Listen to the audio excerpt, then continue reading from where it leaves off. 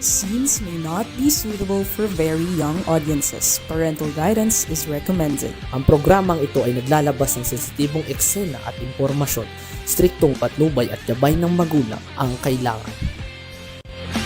Oras na para mag-ingay, mag-isip, at magbigay ng opinyon.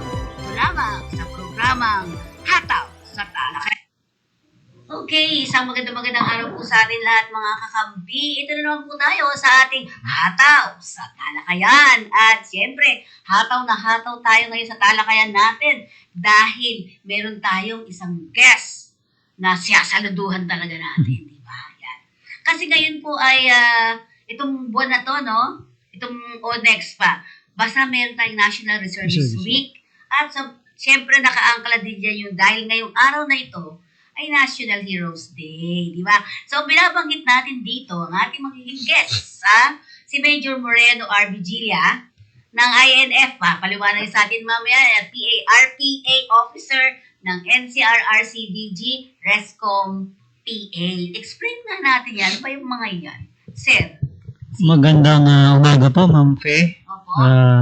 At sa lahat po ng kagawaran ng mga broadcaster ng Pilipinas, isang mapagpalang araw po sa ating lahat at isang makulimlim na hapon. Okay. Ako nga po si Major Moreno Reyes Vigilla, ang pansamantalang Reservist Public Affairs Officer ng National Capital Region Regional Community Defense Group ng Reserve Command Philippine Army. Nakabase po kami sa Taguig City sa may Lawton Avenue. Lagi ako naliligaw.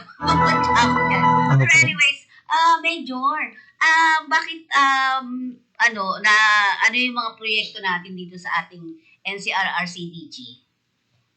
Marami po, Ma'am Fe. Unang-una, nais po nating italakay ang patungkol po sa misyon ng ating reserbang puwersa ng ating Army, ng Philippine Army. Base po sa batas, kaya po nabuo ang Reserve Force natin, ay meron pong batas na tumutukoy dito, ang Republic Act 7077 o mas kilala sa batas na Citizens Armed Forces of the Philippines Reservist Act of 1991. 1991. Opo. Okay. So, ang mission po nito ay magparami ng mga reservist na tutulong at bubuo sa kabuuan ng Armed Forces of the Philippines. Ang ibig sabihin po niyan, kung merong 25% na Philippine Army na regular, magkakaroon ng 100% dapat na reservist sa buong bansa, buong Pilipinas. Kaya po, So, kailangan talaga kung marami, mas maganda. Opo, kaya sa kasalukuyan, Ma'am Fe, meron po tayong 17 na Regional Community Defense Group. Kinabibilangan na po yan ng National Capital Region. So, dito sa NCR natin. Dito po sa kabisera ng Maynila. Yun. Pero ang sinasabi natin, ang mission talaga ninyo ay magparami. Diba? Opo. Pero, saan nanggaling? Anong mga sektor ang pinupuntahan nitong grupo na to, itong reservist na to? Kahit ba sino, pwede, basta dedicated siya dun sa mission? Opo, Ma'am Fe, ang ating reserve force, ang Reserve Command Philippine Army ay tumatanggap na kahit anong profesyon ng ating mga kababayan. Walang gender na. Wala pong regardless of gender, regardless of profession. So basta meron siyang pusong voluntaryo. Ayun. Yung essence po ng volunteerism nasa sa kanya. Dahil ang pagsiservisyo po dito sa Reserve Command, lalo na dito sa National Capital Region, ay pumapalagi sa pagsisilbi kapag may sakuna, kapag may emergency response, itong ating mga disaster responders, training, paghahanda, pagsasanay, yung ginagawa po ng regular na mga sundalo sa pagsasanay, ganun din po yung ginagawa ng ating mga trainees na reservists. So ano nung mga nandun sa loob? Kasi alam ko nung Women's Auxiliary Service kami, ganyan din, marcha. Tapos marami pag-aaral din di ba? Opo. Tapos ay mahawak din kami ng garan naman. Meron pa bang garan ngayon? Ng garan? Meron pa naman po, ma'am, Meron. pero nasa nakatago na po siya. Hindi na po siya gaano ginagamit sa Kasi ngayon. may ko dyan may naipit ako. Hindi Opo. maglalagay ng Opo. garan. Anyway, so yun na. At lumalaban sa competition yung mga noon. Opo. Na ngayon. Parang nakalinya ba siya sa ROTC, di ba? Parang gano'n. Opo, ma'am Fe. Sa katunayan, ang ROTC o Reserve Officer Training Corps ay isang sangay po yan na pagbubuo ng ating reserve force. Karagdagan po sa ROTC, meron din pong tinatawag na Basic Citizen Military Training. Ito po ay mga kababayan natin na karamihan dito professional na hindi nakapag-ROTC noong kanilang kolehiyo, nung sila ay nagko-kolehiyo, at nagnanais na voluntaryong magsilbi sa ating bayan sa pamumuno ng Philippine Army. Kaya sila ay sinasanay sa kahandaan sa pamamagitan ng Basic Citizen Military Training. Yun. So ngayon, dahil sa National Reservist Week ang tinatawag natin, at tapos na National Heroes Day pa, paano yung pinagdudugtong-dugtong ngayon, yung inyong mga gawain ngayon dyan sa reservist? Yes po, Ma'am Fe. Yung nga po, ang National Reservist Week ay paparating. September? Ngayong Setyembre. Okay. At nais po naming tangkilikin at iwagayway ang kahusayan, kagalingan, sakripisyo at dedikasyon ng ating mga reservists, ang ating mga laangkawal sa kanilang paggampan, sa kanilang voluntaryong tungkulin para sa ating mga kababayan dito po sa kabisera ng Maynila. Pero itong Tagalog, ang kawal, bigat, Opo. parang nakakakilapot pag sinabi nila ang kawal. Samantala sa atin Pero yung lang kawal, ilan na itong reservice ninyo sa loob ng inyong nitong grupo ng ng army? Yung mga reservists, ilan Opo, na? ma'am. Ilan na kayo lahat? Sa National Capital Region, ma'am, may bilang po tayo kanina. Umaabot na po tayo ng 125,000. Okay. RB yun yata yun na kanina Opo. pinakita? Yung pinakita Nakita po natin? kanina. Sige, may mga mga nag-request ka agad na padalahan ko daw sila. Pero ma'am Fe, nga po pala, baka tayo po ay ma-call out. Nais po natin batiin na nasa Amerika pa po ngayon ang ating Colonel. pinuno, si Colonel Ferdinand Ray G. Ga, Master in National Security Administration, Artillery, Philippine Army. Siya po ang ating group commander, ang pinakapinuno po ng National Capital Region, Regional Community Defense Group, dyan po sa Fort Bonifacio, Taguig City. Kailan nagsimula ang reservist? Kasi noon, hindi masyadong pansin kasi may ROTC, di ba? Opo. Yun yung parang noon. Pero ngayon ay parang nakikita mo na sobrang ang lakas ng dating. Yes, ma'am. Oo. Kung babalikan po natin, Ma'am Fe, ang kasaysayan, medyo hindi po pumasok kagad sa realisasyon ng bawat mamamayang Pilipino na kinakailangan na magkaroon ng reservist ang bawat komunidad, ang bawat bayan, ang bawat probinsya. Sa kasalukuyan, nararamdaman na po natin yung kanilang kalakasan, yung kanilang kakayahan, at yung pangangailangan ng ating komunidad na dapat ay magkaroon talaga ng reservist or reserve unit sa bawat probinsya. Dahil marami itong maiko-contribute, maitutulong sa ating komunidad. Una na po dyan ay self-discipline. Oo, disiplina. Opo. Yun ang Kaya yun sa tinanong ko kahapon, sabi ko, bakit gusto mo mag-reservist? Kasi parang ang disiplina nila. Sabi gano'n, tinatuwa naman din ako, di ba? Kasi Opo, nakita ma'am. ko rin naman, dahil alam niyo po yung inyong dito, ito pong inyong lingkod ay sumasama. At nakikita ko talaga yung dedikasyon, tsaka yung galangan sa loob mismo yun maganda yung ma-develop sa'yo, lalo kung batang mga patutin, talaga masasanay ka, mas maganda di ba? Opo, Ma'am Fe. Oo. Kung babalikan nga po natin, Ma'am Fe, nung nakaraang linggo lang, Oo. ay nagsagawa po tayo ng nationwide blood donation activity. Kung saan ay umabot po tayo ng 16,000.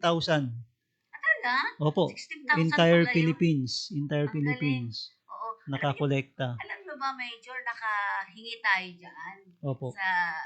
kay Colonel talaga kinulit ko yun eh. Humingi tayo ng dugo, ang bilis kinabukasan, nandyan na kaagad. Opo, Ma'am Fe. Nakatulong tayo at nabuhay yung pasyente. Di ba? Ang galing-galing talaga yan. Pero ayun ang natanong natin. Babalikan natin yung history. Kailan nagsimula? Ang kasaysayan po ng ating Reserve Force, kung kailan po ipinanganak ang ating Philippine Army, yun na rin po nagsimula ang ating Reserve Force. Actually, ito po ay kasabayan ng USAFE or United States of America in the Far East. Yan po talaga ang kasabayan po ng ating Reserve Force noong buuin ang Hunters Guerrilla na lumaban sa mga mananakop. Opo. So, anong taon ba yun? Pinanganak ka ba noon? Opo, ma'am. 1940s, buo na po ang ating Reserve Force. So, tinatanong ko, buhay pa na, di ba, no? 1979 po ako, ma'am. Kaya nga, di ba? Hindi pa po ako ginagawa ng aking So, magulang. 1940 pa. Oh, yes, ma'am. After, war na yun. Yes, ma'am. Diba? So, ayan. Ito yung nangyari nung nakaraan. Opo, ito nung nakaraang linggo. Na kung saan po ay nakalikom po ang buong bansa sa pangunguna ng Reserve Command Philippine Army ng nasa 16,000 blood bags. Ayan sila, di Opo. ba? Ayan. Nakaw, kagad. Ang bilis pa nung mga ang bilis kumuha ng dugo. Grabe talaga, ang bilis. Bilib na bilib ako. Yan. Pero dyan, RB, may mga na-interview nga kami dyan itong nakaraan. Ang ma'am Faye, ang National Capital Region ay pang-apat sa pinakamaraming nakuha na nakapag-donate ng dugo. Ayan, di ba? Proud. Proud ka naman talaga pagka nakunang ka. Parang kakaibang feeling mo, parang nakatulong ka na sa Opo, ma'am. mga tao na nangangailangan. Alam ba nyo, napakahirap kumuha ng dugo? Napakahirap maghanap. Yes po. Ayan siya, di ba? Yan. So, sabi nga, bagong buhay, aming alay. Ulitin mo yung RB, babasahin natin. Bagong buhay, maganda. aming alay. Oo. Ulitin mo, balik yan. Bagong buhay, aming alay, bilang mga makabagong bayani, tungo sa matatag na sandigan ng bagong Pilipinas. Yan, di ba? Cute, ang galing. So sabihin lagi-lagi kayo may mga ganyan. Ano ba yung mga ibang activities bukod dyan? Marami po. Sa totoo lang, Ma'am Fe, sa kasalukuyan, nagsimula na po ang first batch ng Basic Citizen Military Training. Okay, first batch yun. Opo. Opening po kami kahapon. At matatapos po ito ng 45 days. Okay, yung BCMT. 45 days ang end. Pagkatapos po ng 45 days, Ma'am Fe, yan na po yung tinutukoy natin sila at isinasama natin sila bilang reservist. So may training talaga. Opo. Yun. Training pala. Oo, tama. Sabi nga ni magti-training ka talaga. So 45 days pala to. Opo. Hiwalay naman po ito sa... Opo, Ma'am Fe. Wow. Yan po yan. Ito mga bago. Paano halimbawa yung mga professionals na talaga, hiwalay yun? Sila na po yan, Ma'am Fe. Mga walang ROTC na nagnanais magsilbi bilang laang kawal. Bigyan po natin ng for example, si Miss Platon na sumali bilang Mrs. Universe. Okay. At saka sino tong sa GMA? Batang Quiapo. Si Jillian, si Miss Jillian, ng Batang Quiapo. So, kasama po siya dyan. Okay. Pero mga bata pa to eh. For example, yung mga senior, pero gusto halimbawa, doktor siya. Opo, mga Ma'am. ganyan. Pwede din. Meron po, Dadaan Ma'am ba siya Fe. sa 45 days? Meron po dahil may kategorya po ang ating reservist. Merong first category, second category, and third category. So, First category, yun po ay mga bata-bata malalakas pa. pa. Opo. Parang sa mga tingin sa Opo. akin.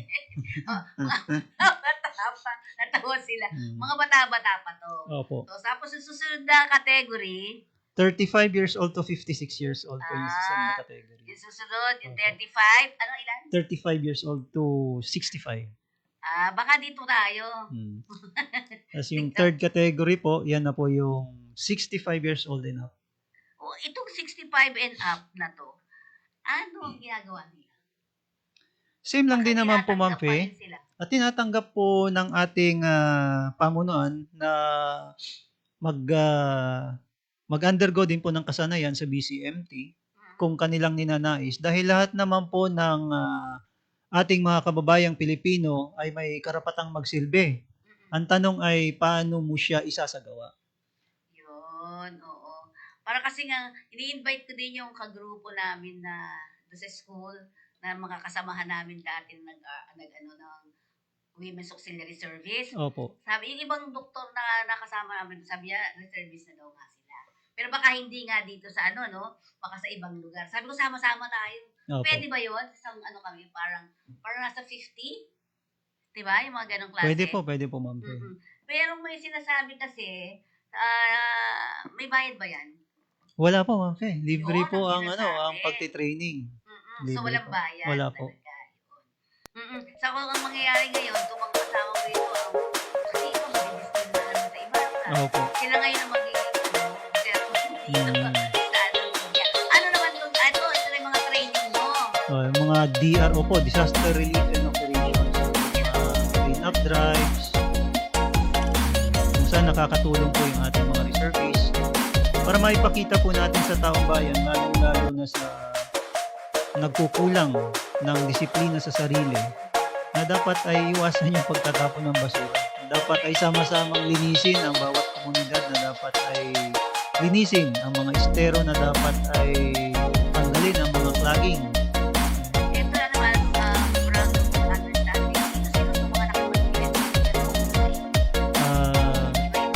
Sa batas po natin, Ma'am Fe, sa Republic Act 7077, may tinutukoy po ang ating batas diyan na affiliated reserve unit. Under Section 10, ang mga private companies, organizations, and other establishments na nagnanais din na maging parte ng reserve force ng Philippine Army at maging ng ibang branches pa ng Armed Forces, ang Air Force at ang Navy, ay pwede pong pumasok dun sa kategorya na affiliated reserve unit, na kung saan magkakaroon po ng military orientation training ang kumpanya at ang kanyang mga empleyado, at magkakaroon din po sila ng kani-kanilang mga ranggo base po sa posisyon doon sa kumpanya. Yun. So, maganda, no? Ano po yan, Ma'am Fia? Yung apat na importanteng hinahanap para maging affiliated reserve unit ay patungkol po sa elektrisidad, tubig, transportasyon, at saka sa health. Wala bang food? Wala po. Sa bagay, pag service ka, kahit pwedeng kainin di ba? Opo, ma'am. Ay, training din yun pa-training. So yun, parang yan yung mga basic na needs ng tao di ba? Opo. So diyan, di nag-training kayo ng mga ganyan. Yes po, para ma'am. maging mas lalo sa disiplina. Opo. Diba? Hindi daw kailangan ng masyadong maarte, no? Opo, ma'am. Yan. Okay, so sa ngayon, isa yun sa inaayos nyo. Ano pa ba yung iba ninyo na ginagawa ngayon? Ang isa Patungkol dito sa National Reservist Week nyo. Ang isa pong tinututukan ngayon, Ma'am Fe, ng National Capital Region ay ang pagpapaunlad at pagpapayabo pa ng ating ROTC program. Ayun. Meron na ba? Wala pa, di ba? Sa totoo lang, Ma'am Fe, wala pang naprubahan ng ating Senado at yan po ay pag-uusapan atang muli. Ngunit meron po tayong batas na kumbaga katuwang ng ROTC program, ang batas ng Republic Act 9163. o 9163. Yan po ay batas na mas kilala sa National Service Training Program, na kung saan meron pong tatlong kategorya ang NSTP, isa po dyan ang ROTC. Okay. At ang dalawa pa ay ang CWTS o mas kilala sa Civic Welfare Training Service, at saka ang isa pa ay LTS o mas kilala bilang Literacy Training Service. Okay. So depende po yan, Ma'am Fe, sa ino-offer ng bawat schools, mga colleges, universities. Pero sino ang mamamahala niyan? Kasi nung kami, hindi siya ano tawag dito, galing sa, hindi ko alam, army ba o ano? Sa Yun. armed forces po Hindi mismo, siya Ma'am Fe. teacher sa Opo. loob ng school. Opo. Ayun, oo nga. Kaya Ganon pala din hindi naman po kita ngayon, talaga, Ma'am Fe. oo. Ganon pa rin naman siya, yung ROTC program, wala naman pong nabago. Ang nabago lang po talaga, hindi na po siya mandatory. Kung Ayun. baga meron pong choices ang estudyante kung ROTC ang kukunin niya or yung dalawa pang programa. Okay. So, kasi ang isang inaayawan ng mga siyempre sa public, di ba? At ang inaayawan ng mga nanay, mahal daw yung uniform. Yun. Kung- Ngayon, nung matatapos na kami parang nagpalit naging Opo, pants Ma'am na lang Fe. siya. Yung maong at saka t-shirt Opo. ba? Okay na yun, di ba? Dahil nga po dun sa batas na Republic Act 9163, Ma'am Fe, nakapaloob sa kanyang implementing rules and guidelines na ang uniforme na ng isang kadete sa mga kolehiyo ay white t-shirt at maong pants, rubber shoes. Yun. Oo, tama, yun nga. Kasi nung kami talaga, nun wala pang mga ganyan. Pinaplan siya talaga namin. Kailangan matigas, di ba? Opo, Ma'am Fe. Panahon namin noon ganun, kailangan talaga nakantay yung diretso yung Pero yung mga ROTC officers natin dyan, Ma'am Fe, binibigyan po sila ng ating Armed Forces of the Philippines ng uniform kapag natapos nila yung 45 advanced training, yung advanced ROTC training. Sige. So, may nagtatanong kasi, kailan daw ba pwede sila mag-apply? Ito yung mga, Sa BCMT po, Ma'am Fe. yung yung pinaka parang, ang tawag dito yung, apply sila for reservice. Opo. Maari po kayong dumulog sa mga himpilan ng ating community defense centers. Bawat probinsya, bawat bayan, makipagsangguni lang po kayo sa community defense centers dahil sila po ang nakakasakop sa inyo. Halimbawa po ay ang Pasay. Ang Pasay po ay nasasakupan ng 1303rd Community Defense Centers na matatagpuan po ninyo ito sa loob din po ng Fort Bonifacio, katabi ng NCRRCDG. Opo. Okay. So, yan, maganda yun. So, dun dadalhin. Sabihin ko, may mga oras ba? May letter ba kaming dapat ibigay? Paano mag-apply? Mas maganda po, Ma'am Fe, kapag ang nagnanais na mag-apply ng BCMT ay meron siyang personal na tinatawag ay letter of intent bilang aplikante ng BCMT. So, dadalhin niya na kagad yun? Opo. Okay. Then, doon na po ipapaliwanag sa kanya ng ating mga kasamahan sa Community Defense Center kung ano pa po yung mga iba pang requirements na kinakailangan niyang ihanda. Yun, doon na. Opo. Okay. Yan, gusto nila yun. Sige. So, magandang pagkakataon to. Ano naman, halimbawa, nag-apply na sila. Ano yung mga makukuha nila doon? Kasi siyempre sabi, kaya ako pupunta dito kasi gusto ko may mag-gain yung mga ibang knowledge, ano yung mga courses na ibibigay nila within 45 days. Kaya po nabanggit ko na nauna pa, Ma'am Fe. Unang-una talaga, disiplina po yung itinuturo sa training. Siyempre, pangalawa, yung skills na makukuha nyo po dyan sa pagsasanay patungkol po sa disaster relief and disaster response, humanitarian assistance, mga basic military training, kagaya po ng knot tying, yung patrolling, map reading, land navigation, at marami pa pong ibang kasanayan na maituturo ng Philippine Army. So yung 45 days, hindi siya dire-diretso. Sa kasalukuyan po, Ma'am Fe, hybrid po ngayon ang isinasagawa ng ating training So pwedeng online. personnel. Meron pong time na dapat po ay face-to-face. Oo. Meron din pong time na sila po ay online. Okay. Siyempre yung ibang mga pang-ano talaga. Opo, kasi po, Ma'am Fe, may mga pang-practical exercises na talagang face-to-face ang requirement. Kasi may isa rin nagsabi na pwede sila magturo nila para ang tawag sa mga nakapang-tour. Pwede na magturo sila pero hindi na yung pwede yan, ang ganda, ang galing. Papasok po yun, Ma'am Fe, sa tinatawag sa health, yung basic life saving. Okay. Yung parang pag hinimatay siya, tanong pipindutin, di ba? Opo. Maganda yun. Yan. Eto na. Mga bata pa po eh. Ayan po, Ma'am Fe, ay Fresh batch. training po yan ng mga ating advanced ROTC cadets. Dahil po, Ma'am Fe, para maibahagi natin sa ating mga nakikinig ngayon sa kakampi na kapag ikaw ay ROTC graduate, ikaw ay may tinatawag na serial number na galing sa kung anumang major service unit na nagsagawa ng programa ng ROTC. Halimbawa po sa Philippine Army, meron kang serial number na galing kay Philippine Army.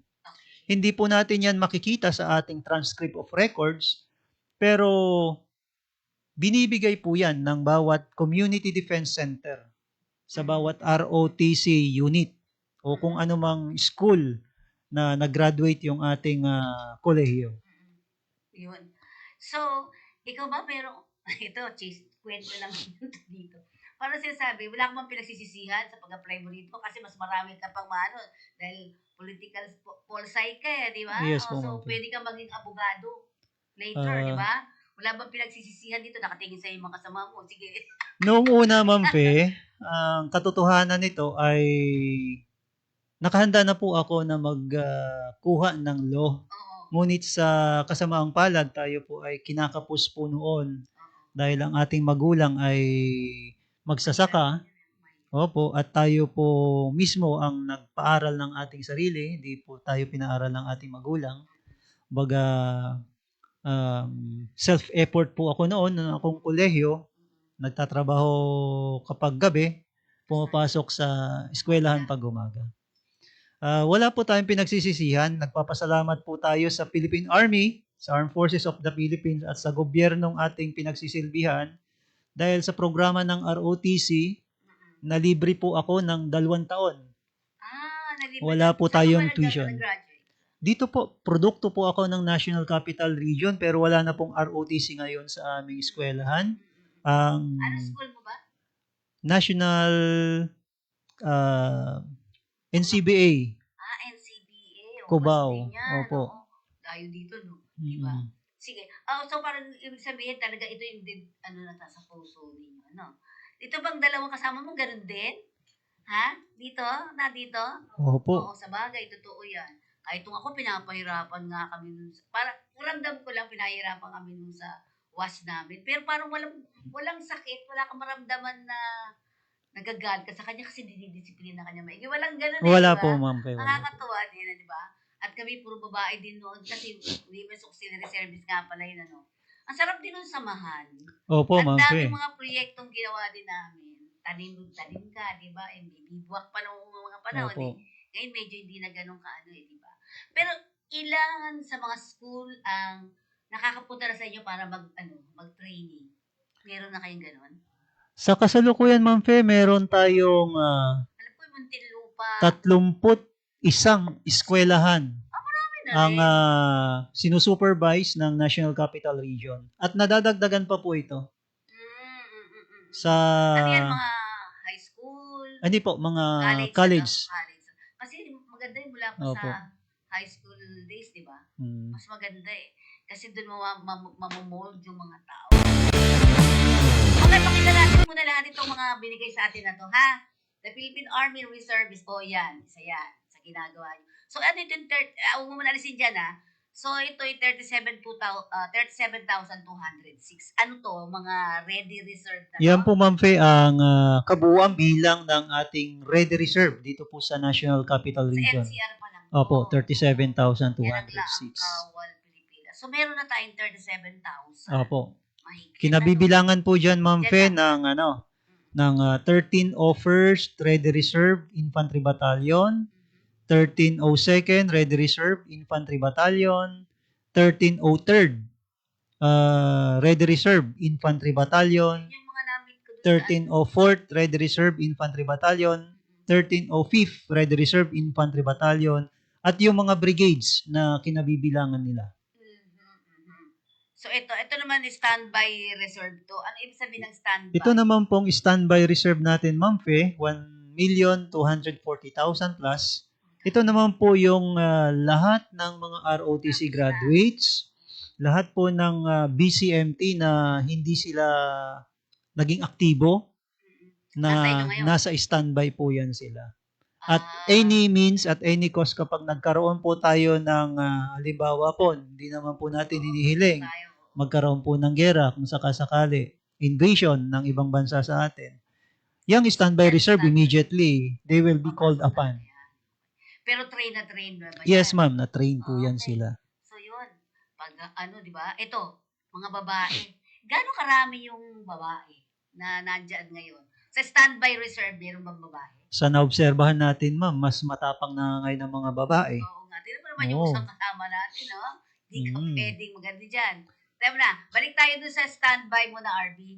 Bago sa retired. Bukan dito tayo papasok sa retired eh. Okay, ulitin natin ha. Merong kang reserve talaga, yung isa kanina. Yung parang ilan thousand yun? 36? 36, ma'am. Almost 36,000. Ito yung mga tinitrain pa.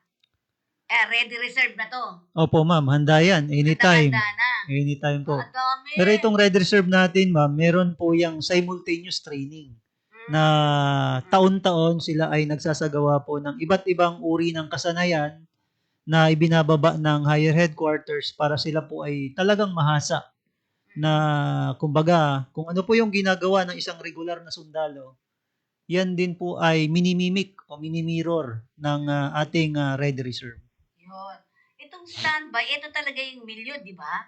So ito, Opo. anytime, any moment, kung magkaroon ng mga kaguluhan, ano talaga sila, naka-standby na, o pwede na kami, reserve, ano na kami talaga, pwede na. Yes po, Ma'am Fe, with the approval of our President and the Secretary of the Department of National Defense. Si, ano yun, Si Secretary Chudoro and si nakasama ko yung si Secretary. mahal na Pangulong Marcos. Okay, so ito yung standby, halos 1 million, mahigit to, di ba? Di ba? Opo. So, susunod natin dyan, ito na yung susunod. Teka, ayan. O, di ba? Gumagawa sila ng mga ganyan. Ayun. Ito naman, yung retired reserve. Ito naman, yung nasa 65 up. Correct po, Ma'am Fe. Retired reserve siya. So, nasa 440 pa lang. Pero paparamihin natin yan, ano? Opo. Pero wala pa naman. Pero itong mga ito, graduates to eh. Mga professionals, right? Opo, Ma'am Fe, correct. Oo. Karamihan daw dito, sa kwento sa akin ni Colonel, mga doktor, Opo. lawyer yung iba, yung mga ganyang klase. So, pwede talaga. Oo, pwede talaga yung ating mga lolo, di ba? Yan. O, ipapakita natin parati ito, ha? Opo, salamat po, Ma'am Fe. Para Salamat. makita din nila. At, syempre, uulitin, babalikan lang natin daw yung paano mag-apply.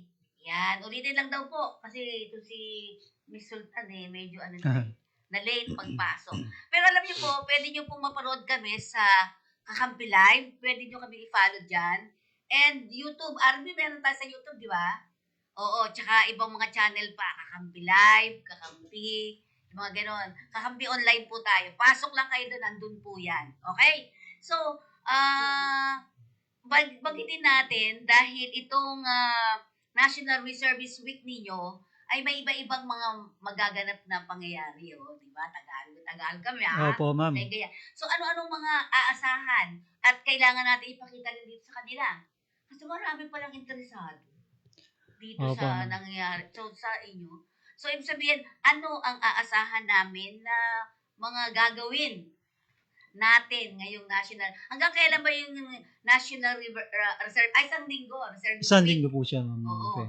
Pero hindi lang naman isang linggo yan. Halos parang Opo, kita opo, po, opo. every Saturday, Sunday, andun ang hataw na hataw dyan sa, ano yun, no, sa lugar nyo dyan, sa kampo. Okay, ang tinatanong natin ngayon, itong buong isang linggo, kailan mag-start ito?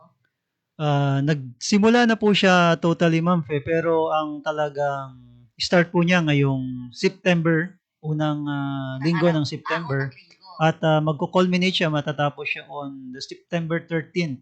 13. Opo. September 13. So, ano-ano mga ginagawa ngayon dito? Bukod dun sa lagi natin ginagawa, di ba? Pero ngayon, mag-start ng first week of September, ano na ba yung mga aasahan natin? May paparating po ngayon, Ma'am Fe, na fun run na Fun run? gaganapin po sa loob ng Armed Forces of the Philippines General Headquarters Dito sa sa Camp Aguinaldo. Dito ako Opo. Camp Aguinaldo kasi pinupunta namin madalas yung sa dito sa mas malayo-layo din. Kasama namin itong mga taga DWWD. Mhm. Di ba mga sila, pulis ba yung mga yan? Opo, ma'am. Oo. So yun, nakakasama natin tsaka yung mga Navy ata, nakakasama natin. So dito, sa Camp Aguinaldo. Aguinaldo. Oo. Fun run po yan. Fun run. Opo. Sino ang mga kasama sa fun run? Halo-halo po na mga kasamahan natin sa Armed Forces of the Philippines, ma'am. Regular na mga sundalo at reservist lang kawal ng Army, Air Force, Navy. At tiniimbitahan din po, Ma'am Fe, ang mga civilian na nagnanais sumali sa fun run na ito. Ang pagkakalam po natin, meron nga lang siyang 300 para po dun sa singlet na isusuot. Yun. Yun. So, kahit sino pwede. Opo. Oo. Meron din pong paparating na sa National Reservist Week po natin. Meron din pong itong video contest. Ano naman itong video contest na ito? Patungkol po ito sa mga isinasagawa ng ating mga langkawal, mga membro ng langkawal, membro ng ating ROTC, itong mga kadete natin sa ROTC, na patungkol po dun sa tema ng ating Reserve Force. Ano ba tema natin ngayon? Ang tema po natin ngayon ay 46, pang-46 na anibersaryo ng National Reservist. Ito ba yung Opo. ang 46 na? Pang Ilan 46. taon ka na ba? Ako po. Tama-tama po, 46 years old po ako, Ma'am Fe. Tama, pwede Opo. yan. Oo. So, ibig sabihin, Arvin, ito, sige, anuhin muna natin to, pakita natin to. Ito pala, ang Basic Citizen Military Training o BCMT. Be a reservist at join po kayo dito. So, anong kailangan pala ay picture, latest, yung full Picture, body. opo. Baka kasi laki-laki ng tiyan, baka hindi ata pwede yan Plus PSA birth certificate pa. High school or college credential. Ano ibig sabihin sa high school or college credentials? Anong pwede pakita dyan? Diploma Yung diploma po noong high school at or college? nung college naman itong TOR, Transcript of Records. Police clearance, pwede ba may doon? NBI clearance na lang? Hindi pwede police. Local clearance po yan, Ma'am Fe, so kinakailangan po talaga na may police clearance. At saka physical examination report. Yun. Ngayon, qualification, Filipino citizens with good moral character, physically and mentally fit for military training, at least a high school graduate, non-ROTC graduate, at least 5 feet in height. Ay, RBT tayo pwede. Hindi ka ata pwede. 18 years old but not more than 35 years old. As they will compose the first category. Yon naman pala eh. Certified residents of cluster locality where candidates are sourced out. So, hindi pala lahat ay dito lang. Yes, ma'am. Sa kampo, Opo. di ba? Hindi pala. Applicant must inquire to the nearest, ayun na sinasabi nyo, to the nearest RCDG or Regional Community Defense Defense Group. Group or Community Defense Center. Ayan. For more information or available social media platform, do not hesitate to like, share, and follow. Meron din pala. Ayan. Yan ang ano QR code. Yan po yung no? QR code, Ma'am Fe, para Yan ang nandyan po yung namin. impormasyon. Opo. For the more info, at saka dyan kaya ata mag-fill up. Hindi ba? Kasi yung iba namin ano ba yan? Sa Facebook po. Papasok ka sa Facebook nila. Well, anyway, ayan po ha. Ayan. O, ano sabi na si John Adam? Sa inyo yan Opo, Ma'am Fe, our obligation to our country never cease but with our lives. So, ibig sabihin, babae at laki, pantay sa inyo. Ano? Yes po, Ma'am Fe. Pero dapat talaga tinitrain pa rin sila on Opo. gender talaga, di ba? Pero napansin natin na mahusay. Ngayon, itong binanggit ko kanina ay first, di ba? First category or first batch ang kailangan doon. So, yung susunod, meron pa bang susunod? Ano ba yung second batch na? Meron po po, Ma'am Fe, 35 to second 65, batch. ganun din ba ang mga requirements? Yes po, the same. Yung 65 up, ano naman ang mga requirements? Ganun din. Ganon din po, Ma'am Fe. Ay, madaming requirements din, ano. Pero anyways, pag gusto mo, walang dahilan, Opo, di ba? So, dahil National Heroes Day, ano ginagawa ngayon sa kampo? Kanina po umaga, nariyan po sa libingan ng bayani ang ating kagalang-galang na Pangulo, kasama ang liderato ng Armed Forces of the Philippines sa pangunguna ng Philippine Army, Lieutenant General Naferete. Kasama po niya doon kanina umaga.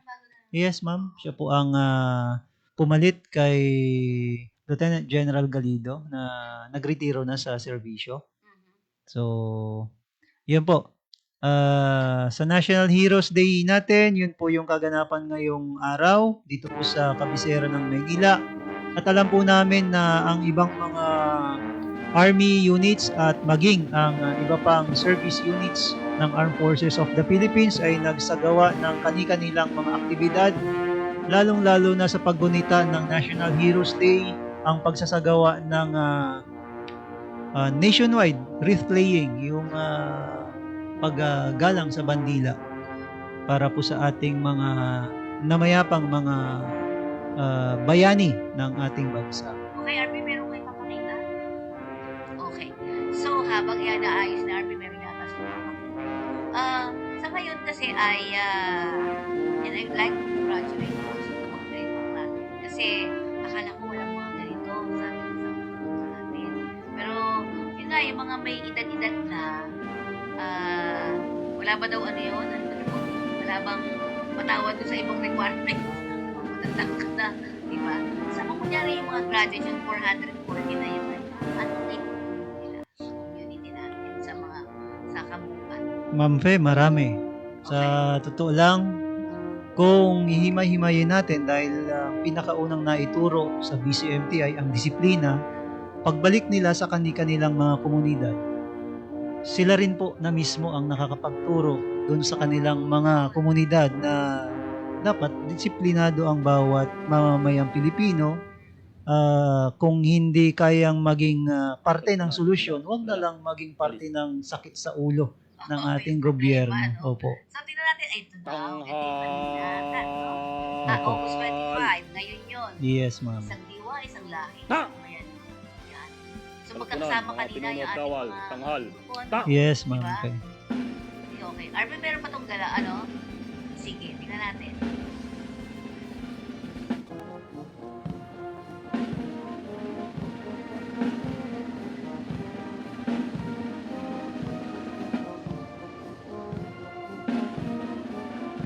Kasi,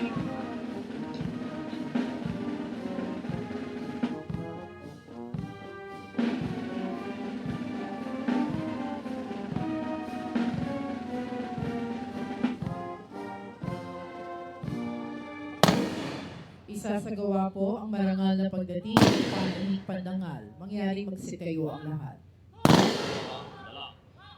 Kalis. Tanghal.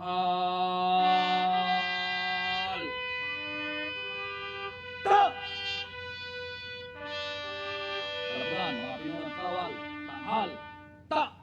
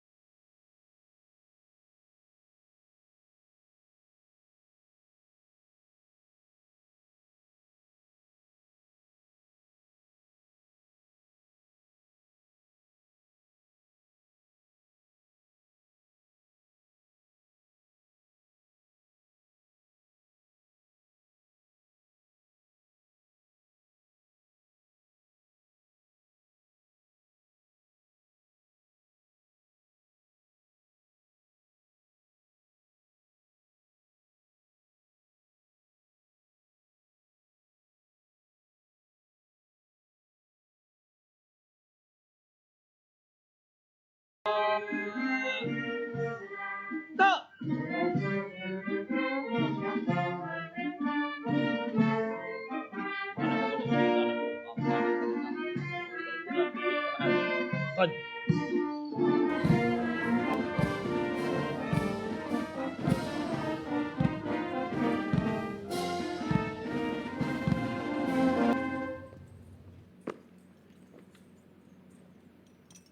Tanghal.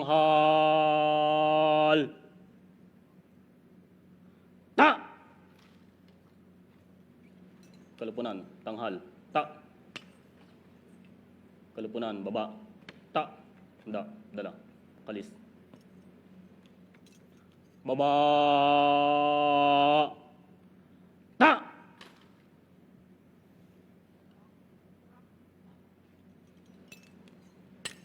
Mahal na Pangulo, tapos na po ang pag-aalay. Baba, kalis. Handa. Diyan po nagtatapos ang pag-aalay ng Bulaklak. Sumalikod. And in a short while, we'll begin with the program proper in commemoration of the National Heroes Day with the theme Isang Diwa, Isang Lahi, Isang Bayanihan.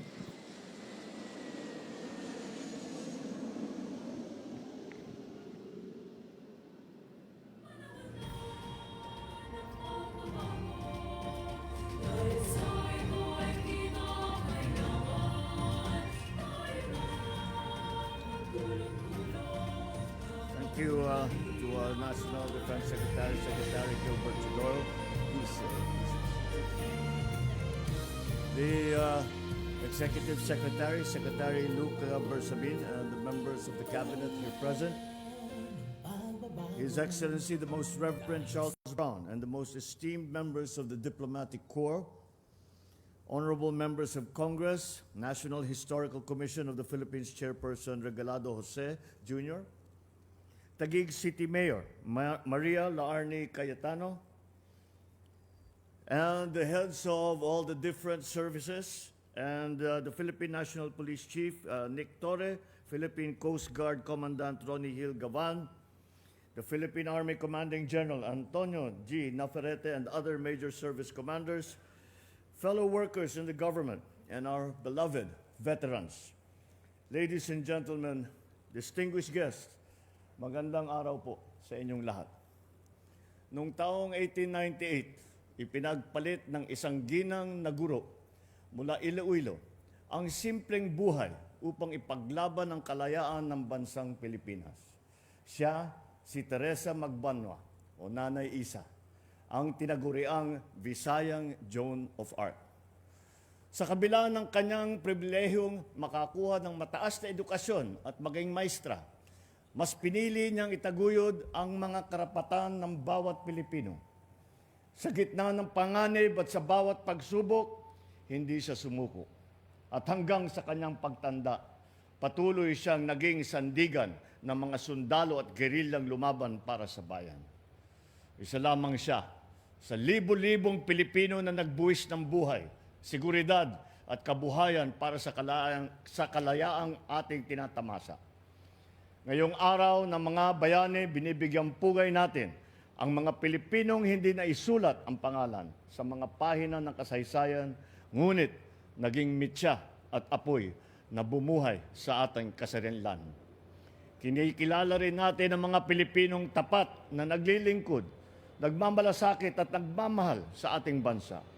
Sila ang nagsisilbing paalala sa ating lahat na ang kabayanihan ay nananalaytay pa rin sa ugat ng bawat sa atin. Likas na sa Pilipino ang pagiging tapat, ang paglilingkod at pakikipagkapwa. Nakikita natin ito sa ating mga magsasaka, mga mangingisda, mga guro, healthcare worker, ating mga manggagawa. Ang kanilang araw-araw na paglilingkod sa kabila ng mga hamon ay patunay na buhay pa rin ang diwa ng kabayanihan para sa bayan. Sa tuwing may ginagawa tayong hindi para sa atin sarili, kundi para sa ikabubuti ng ating kapwa Pilipino, ito ay sinasambit natin. Kahit minsan, ginagawa nating biro, ngunit masarap sambitin para sa bayan. Ganun pa naman, may iilan pa rin sa atin ay mas pinipili ang sarili na interes at kapakanan kaysa sa bayan at sa kapwa Pilipino. Kasabay ng paglipas ng panahon, ay ang pagsibol ng mga bagong hamon na kailangan nating harapin. Hindi lang pagpapalakas ng ating depensa ang kailangan nating tutukan upang maalagaan ang ating kalayaan. Kailangan din natin labanan ang banta ng katiwalian at pang-aabuso sa kapangyarihan ng ating lipunan. Dahil hindi lamang salapi ang kanilang ninanakaw, kundi pati ang kalusugan, pangarap at kinabukasan ng mga susunod na henerasyon na Pilipino. Kaya't hindi natin dapat ipagwalang bahala ang maliliit na panlilinlang sapagkat kung paulit-ulit, ito'y pinapalampas natin, unti-unti nitong sinisira ang ating lipunan nang hindi natin namamalayan. Bilang Pilipino, may pananagutan tayo sa ating bansa na maging mas mapanuri sa mga mali, na isiwalat ang panluloko at panindigan ang alam nating tama kahit hindi ito madali. Ito rin ay pagkakataon upang gisingin ang kamalayan ng kabataan tungkol sa kanilang tungkulin sa bayan. Gabayan natin sila upang maging mas mapanuri sila sa mga suliranin sa ating lipunan. Kung hindi natin maihahanda ang kabataan sa pagtatanggol sa ating kalayaan, ipinagkakanulo natin hindi lamang ang sakripisyo ng ating mga bayani, kundi pati na rin ang kinabukasan ng ating bansa. At sa hangaring ito ang pangako ng inyong pamahalaan. Hindi namin kayo iiwan. Pananagutin namin ang lahat ng sangkot sa anomalya at katiwalian. Ilalabas natin ang buo at pawang katotohanan at titiyakin natin hindi na mauulit ang kawalan ng respeto at malasakit sa taong bayan. Kaya't magtulong-tulong tayo upang labanan ng korupsyon, labanan ng pag-aabuso sa tungkulin, labanan ang pagyurak sa ating karapatan. Sapagkat ito lamang ang paraan upang matamasa natin ang mas maunlad, mas makatarungan at mas matatag na bagong Pilipinas. Mabuhay ang ating mga bayani, mabuhay ang sambayanang Pilipino. Maraming salamat po. Marami pong salamat sa Pangulong Ferdinand R. Marcos Jr. para sa inyo.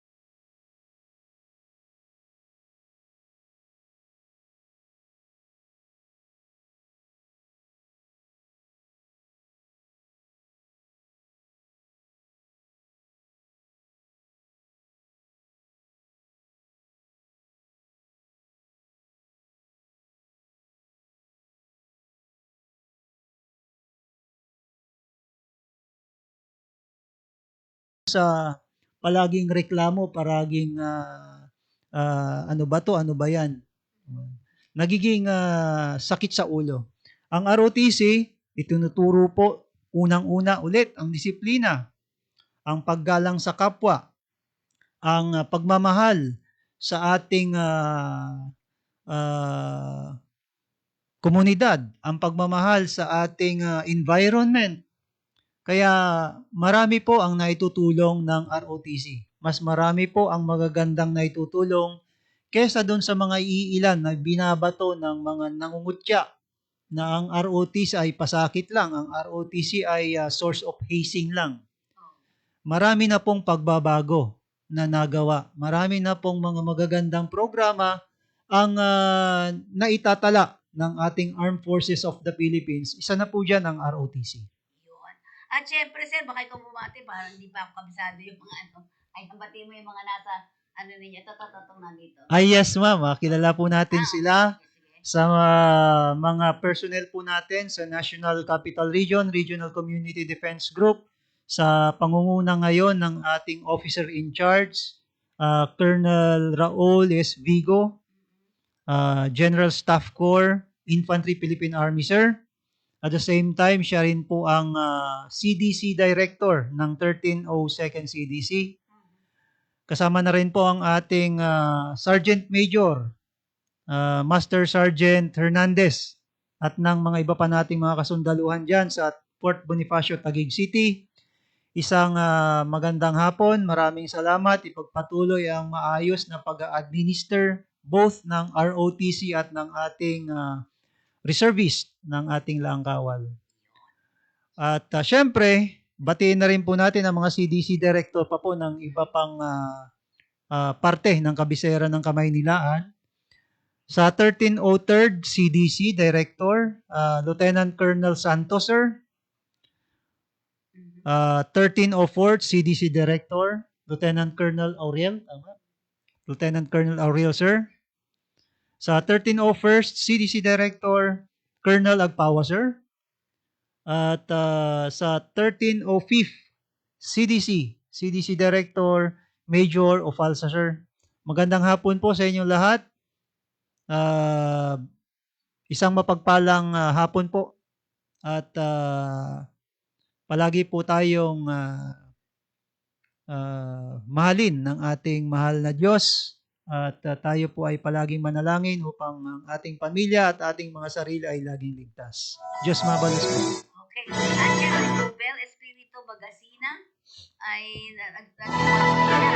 watching at NCRRCDC po, CDG. At batiin natin yung Secretary Hans Leo Kakda, Hana Pay Plexi de Guzman, Miss Marge Socorro, at syempre yung mga taga-Taiwan. Ayan. Miss Marge, yung mga taga-Saudi Arabia. Ayan, mga anak nyo, pwede nyo pa, di ba? Ayan. At syempre, of course, congratulations at salute tayo lahat sa mga laangkawal ng Pilipinas. Tama ba? Yes, Ma'am Fe. Laangkawal ng Pilipinas. Yan. At syempre, National Heroes Day po ngayon. Saludo tayo sa lahat ng maging, naging hero. Ano ba yung heroes Tagalog ba? Bayani, ma'am. Bayani. Yes, bayani. Ang mga bagong bayani, itong ating mga OFWs. At syempre, lahat ng bayani po natin ay gusto po namin sa inyong saluduhan kayong lahat. Dahil ngayong panahon na to ay sineselebrate natin, walang pasok nga, di ba? Ang National Heroes Day. So muli po, siguro yung mga kasama mo din, batiin mo na. Yes, Ma'am Fe. Dito po sa aking likuran, kanan, Sergeant Lumbra, Dona, tama. At saka si Sergeant Magalanon. Ayan, salamat. Especially, salamat po sa Kakampi. Opo. Sa pangunguna po ni Ma'am Fe Nicodemus at ang kanyang technical staff. Siyempre, pasalamatan na rin po natin ang kapisanan ng mga broadcasters sa Pilipinas. Yan. At siyempre, ang tayo kasi ay kasama rin tayo nung online. Online, opo. Online. Naka-online po tayo. At siyempre, partner din natin yung iba pa natin sa iba pang mga stations din natin. Yes, Muli ma'am. po, sabi nga din, salamat po. Maraming po salamat. At every Monday, makakasama na natin ang ating laang kawal dito sa ating kakampi online. Yan. Pangako sa akin yan ni Colonel. Colonel, ingat ka dyan sa kinalalagyan mo. Mamaya papasok yan. Papasok yan mamaya po. Maraming pong salamat. At Thank ito you, po thank you ang po, lingkod. thank you. Ito po ang inyong lingkod, Fenix Dems. At siyempre, of course, Kuya. Major Moreno Vigilia po, alias ko po, Kuya Moore. Kuya Moore. Opo, ma'am. Yan. Kuya Moore, maraming salamat sa inyo. At sana ay every Monday, tayo ay nandito. Pwede natin turuan iba natin. Si ano pa, marunong na nga yan di ba? Yes, ma'am, Yan. marunong na yan. Mga susunod natin. At saka, bibigyan po namin kayo ng iba't ibang videos dito na makikita natin. At syempre, yung ating kukunan natin yan, yung ating fun run sa itong first week of September, at yung mga video. May video contest po sila. Sino ba kasama dito? Iba-iba? Iba't ibang mga kalahok po dyan, ma'am. Kasama po yung ating iba't ibang ROTC units, mga reservists po natin sa mga units ng Armed Forces of the Philippines. Yung tsaka ipakita dito sa anniversary na to, ipakita natin yung galing at tsaka yung pagiging vigilance natin at yung pagiging strong at disiplinang tao. Diba? Yes, So, ma'am. maraming pong salamat. At syempre, thank you po sa mga nanood sa atin. Ang laki nung natin konti pa nga yan di ba? Maraming pong salamat. Hanggang mamaya yan, dadami ang ating mga viewers natin. Kasi yung iba nasa US, mamaya pa yun di ba? Mag-DC na mamaya pa. Okay. Uli po, ito po yung lingkod, Fenix Demus, nagpapaalam sa inyo lahat. See you next Monday. Hello po. Thank you po.